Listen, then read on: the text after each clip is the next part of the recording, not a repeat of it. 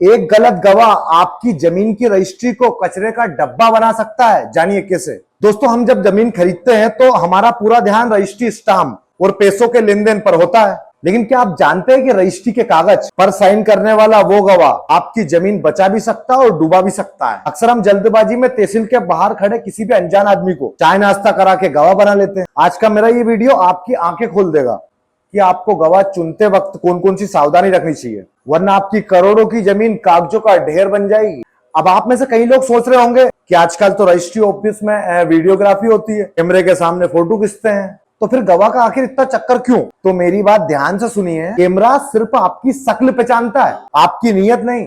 Registry के वक्त बना वो 10 सेकंड का वीडियो सिर्फ यह साबित करता है कि आप वहां पर मौजूद थे, लेकिन कल को अगर बेचने वाला कोर्ट में खड़ा होकर यह कह दे कि साहब मुझे तो डरा धमका कर साइन कराए गए थे, या वीडियो बनाते वक्त मेरी मानसिक स्थिति ठीक नहीं थी, तो उस वक्त जज साहब वीडियोग्राफी नहीं देखेंगे, वो आपके गवाहों को कटघरे में बुलाएंगे।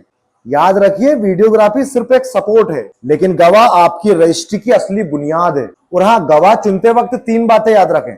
पहली बात, गवाह जानकार और भरोसेमंद हो। गवाह हमेशा ऐसा व्यक्ति होना चाहिए जिसे आप सालों से जानते हो। और हाँ, कोशिश करें कि गवाह आपकी उम्र से छोटा हो, ताकि अगर केस 10-20 साल भी चले तो वो गवाही देने के लिए मौजूद रहे। दूसरी बात है, गवाह की साख। ऐसे व्यक्ति को गवाह बनाए जिसका समाज में मान सम्मान हो, जैसे कोई प्रतिष्ठित व्यक्ति या सरकारी कर्मचारी।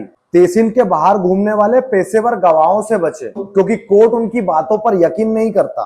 तीसरी बात, लोकल गवाह। हमेशा कोशिश करें कि कम से कम एक गवाह उस क्षेत्र का हो जिस जगह पे आप जमीन ले रहे हैं। इससे यह साबित करना आसान होता है कि सौदा सबकी जानकारी में और बिना किसी दबाव के हुआ है। अब बात आती है, अगर गवाह मुकर जाए तो क्या होगा? देखिए, कई बार ऐसा होता है कि विरोधी पार्टी गवाह को लालच देकर तोड़ देती। अगर आपका गवाह कोर्ट में जाकर कह दे कि मेरे सामने तो कोई पैसा ही नहीं दिया गया, तो समझ लीजिए आपकी रजिस्ट्री खतरे में पड़ गई।